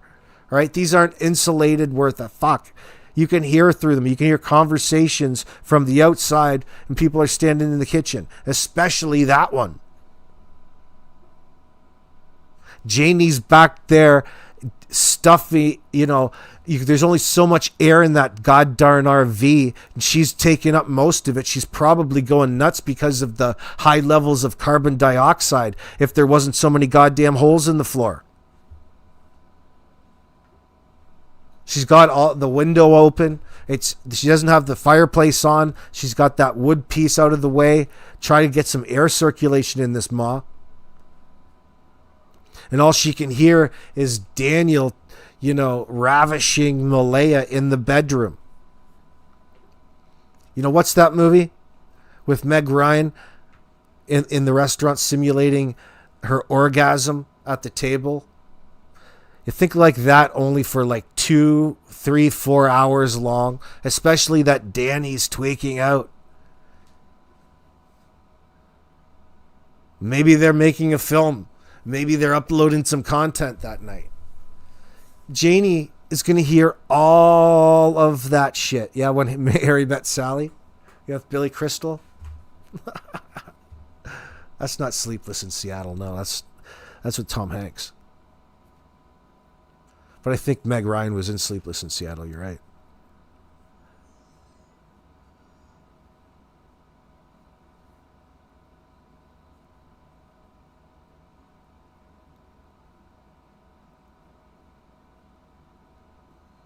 Yeah, so when Harry met Sally.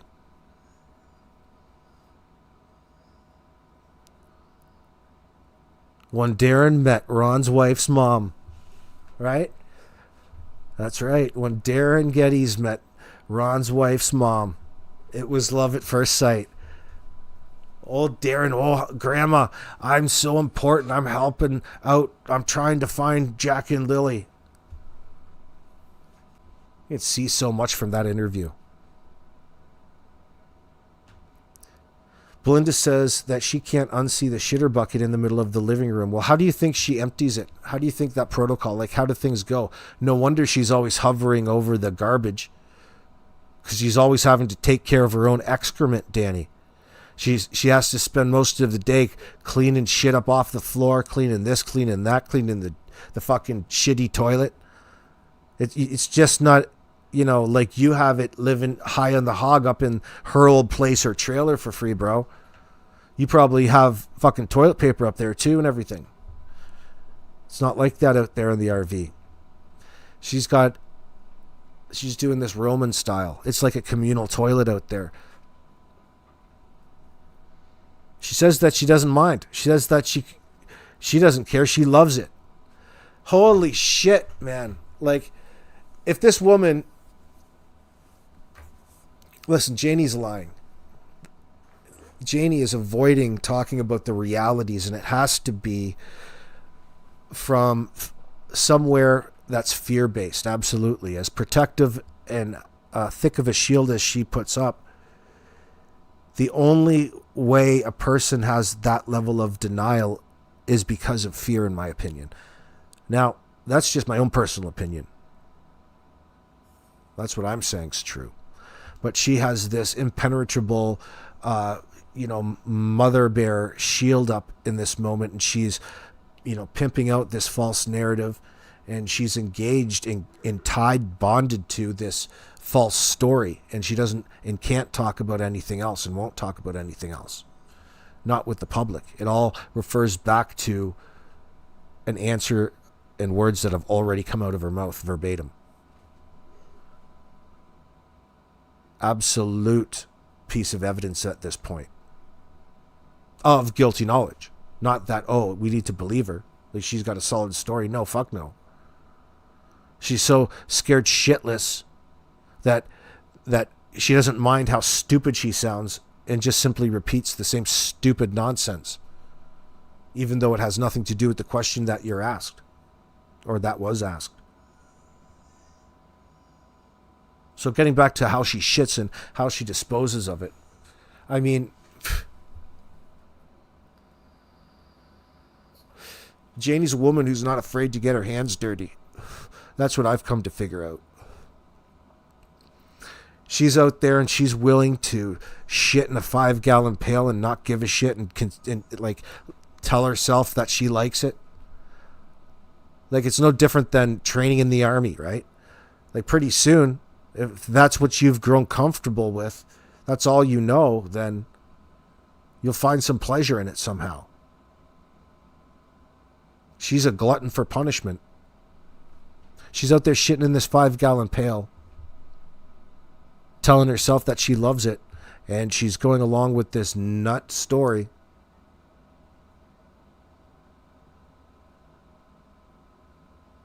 Oh shit, yeah, Katie. All the leaves are out on the trees right now.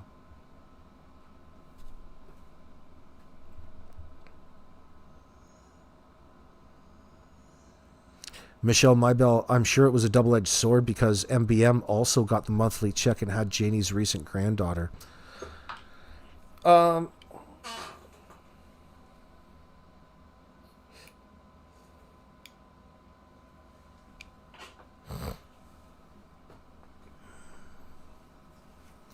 I don't think that Janie got any pleasure from having kids around whatsoever.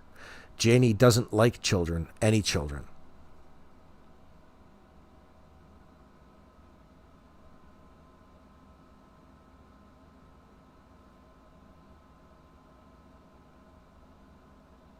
Yeah, Belinda believes, not afraid to get her hands dirty.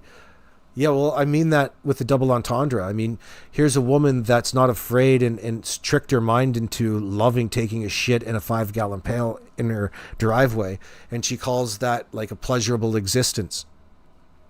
Like, what in the fuck is wrong?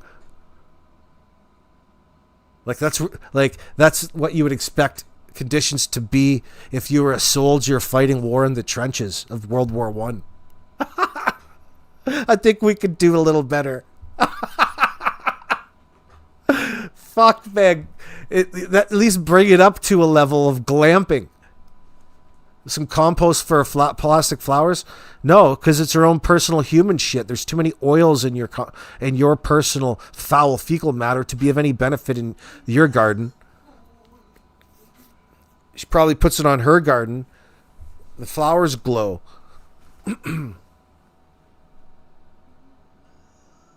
Human shit. No, you don't want to do that. Not from shit that you just take in a bucket and just tossing it up and around. To work it in a little bit. You got to get the bugs. You got to break it down. Go through the digestive process. Anyone checked into Anita's history? Yeah. Ask Karen there, 80 Katie. We talked to her ex-husband. That's why we already know. We know all about her, yet she still goes on over there like nobody else is listening. Nobody knows her actual story.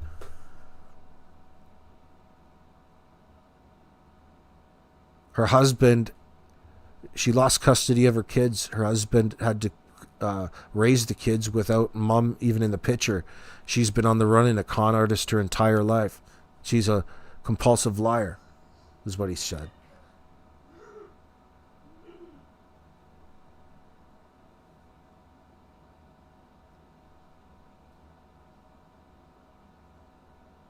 Well, that's how you shit in the trench. You don't come out of the trench. She's in the trenches. But it's unfortunate out there. Like, I wonder how that goes, like, because it's not a perfect process.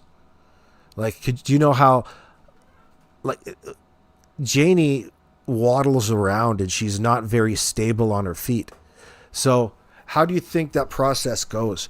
Like, I'm picturing it like, okay, there's a 5-gallon pail, right, with no lid on top of it. I would expect her to have gotten Daniel. She's such a great carpenter. She would have made herself a fucking toilet seat, I would expect. You know, you could cut out a circle with your jigsaw. You could do a real shitty job with a circular saw. But you're going to need a hole saw, maybe like a 4-inch hole saw, and you're going to have to drill 4 or 5 pilot holes and scrape yourself the inside out. So it's going to have to be big enough to cover your needs as a person. And she's got a wide body down there. So, I mean, how exactly that all comes together, I would expect the person would have to put in some time sanding that. You know what I mean? You wouldn't want to get any slivers up your crotch. Could you imagine the type of mood she would be in if she just got a sliver in her crotch trying to take a shit in the pail of a broken down RV in her own driveway? Holy fuck, that would make me snap. I would fucking lose it. I would be kicking ass. You're out of my house now. Here's where it ends. She's been taken over by rats, hood rats, squatters. Danny and Malaya are squatting in the trailer. And she's squatting on that 5-gallon pail. You hear me, Janie? You don't need to live like that. Think about how neglectful and abusive that is in that situation, even on her own self, considering all of the options she has open to her, but she refuses to do it. What did Jack and Lily's life look like in that sense? She refused to see all of the inappropriate behavior, the abuse and neglect towards the kids because she felt they deserved it. Just like she felt like she deserves to shit in that 5-gallon bucket.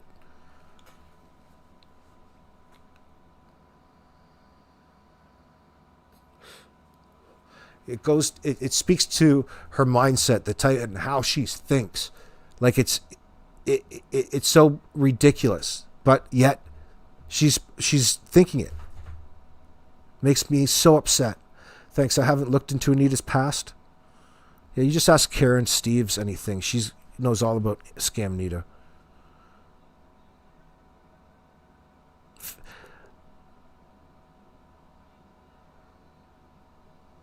Oh my God, wooden pieces. Need one of those fluffy toilet seat covers. That bucket is a fish bait bucket. Yeah, you get them for $3.95, Canadian Tire. Lowe's. Home Hardware. Yeah, any 5-gallon bucket. People have been shitting in 5-gallon buckets for a long time. Like, I mean, if you have to do what you have to do, you probably want to line it. But usually it's something that you see up in the Arctic. Like up in the Arctic, where you can't dig into the frozen tundra to put a septic system or have any real, service or sewage treatment. You have to shit in a bucket, right? Or a humus. It's no different than shitting in a blue rocket or a holding tank. Only you put it in a bucket, and up there the good thing is that you can tie it in a bow and throw it out back and it freezes right away, like within minutes. But you don't have that in Nova Scotia, sadly. Janie's doing that in the driveway. She doesn't have to do that, but she's doing it. Why? Does she have some sort of shit fetish? Is she into shit? Poop play? Otherwise, she's just lying to herself. And it can't be the only thing she's lying to herself about. Think about what Ron said. Ron had an emotional outburst about the issues that Daniel was putting on to Janie in that situation. And Janie, has a couple of things here and there in passing to say about it.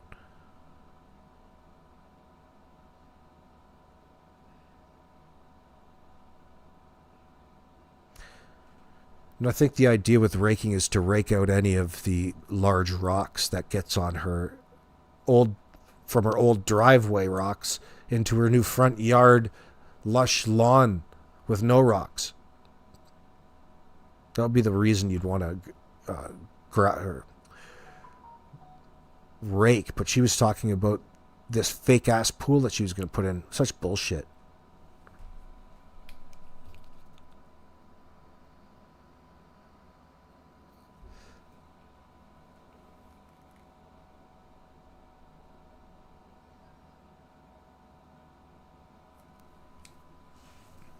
Yeah, I'm just talking about their Karen Steves, The Odd House. Not saying there isn't some normal functioning toilets in buildings, especially a place like a school, of course, but a lot of houses.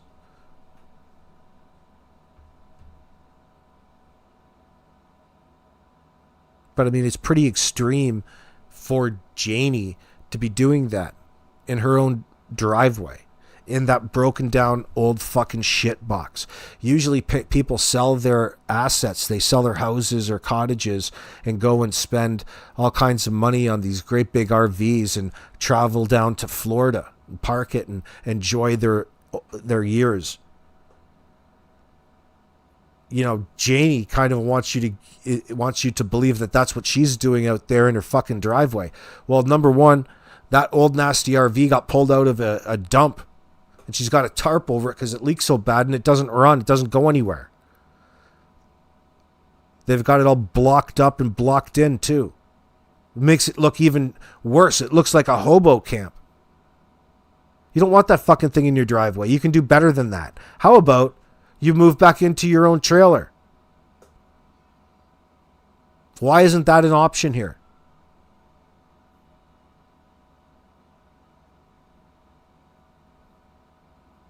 Fear.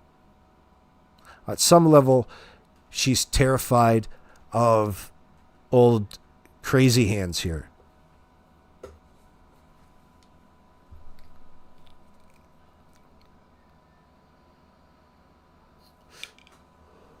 She's not going to be talking publicly about that, but it has to be there. She knows how nutty and how crazy Danny is.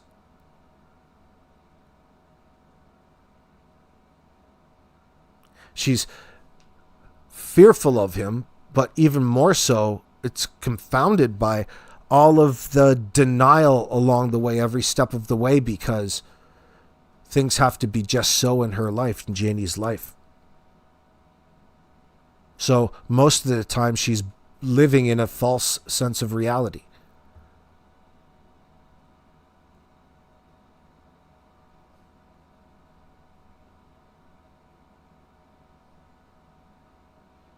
She got it from Kent's Auto Salvage. Yeah, well, they're all into RVs there. Old shitty looking ones too. Darren, if you go up to Google Earth and you search back Darren's or Jordan's mom's house where Darren used to live before he got kicked out, there's almost a similar, only newer version of Janie's RV there. Kent's got them in his images. They're all about wheeling and dealing pieces of shit, stolen vehicles. But Kent's involved probably in salvage. Loves to take the kids back to the salvage yard and try to fucking coax them with candy.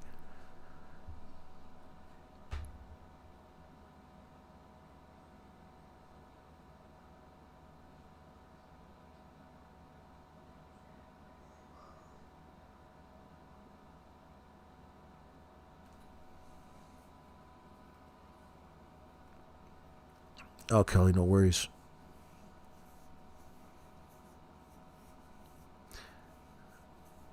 Yeah, well, that RV's not going to Florida, Amy's. Her RV is just a piece of fucking work. The dog kicked the shit out of that RV. The dog's the one who renovated the RV. We can see that. The claw marks in the door. You see a door where a place where somebody's had a couple large dogs in that sense. See what they can do to wooden doors with their claws. It's amazing. Dig right through the damn thing.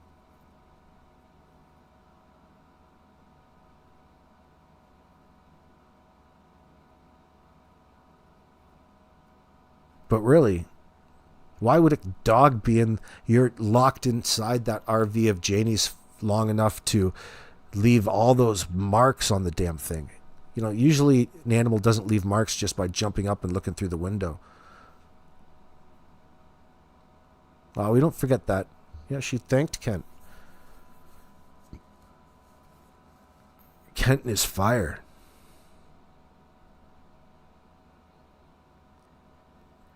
Yeah, Katie, you're on the right track. I feel Janie's brothers didn't like her situation, but Daniel had control.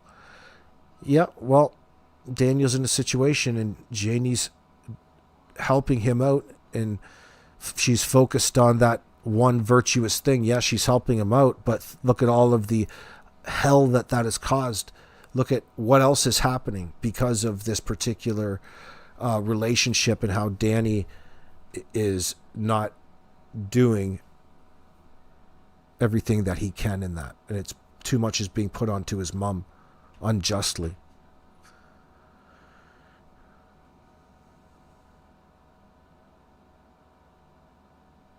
I've got a fucking heart of gold. You remember that? I'll never forget that. I love that statement. Janie claiming that she's got an effing heart of gold, and how she's just being a victim of Mike's, malicious attacks. There was no doorknob where? No doorknob on the trailer? The trailer's protected by Smith & Wesson. Not anymore. Not after the raid.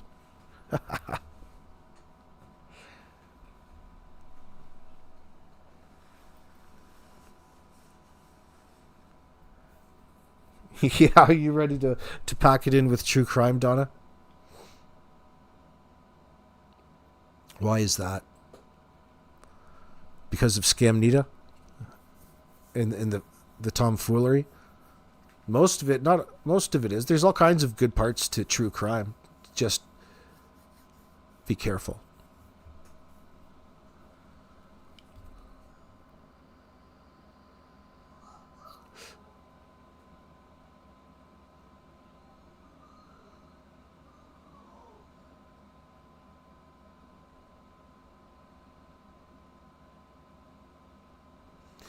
Yeah, Trail Hiker. She did say that.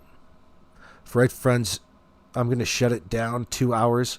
Hopefully it's a good listen. We'll be back tomorrow. Keep your eyes open for our uploads. And make sure to leave a comment. Keep the conversation going in the comment section. Thank you very much. And we'll see how this progresses, friends. Justice is coming, not to worry. It's happening. Things are happening. Do you see them?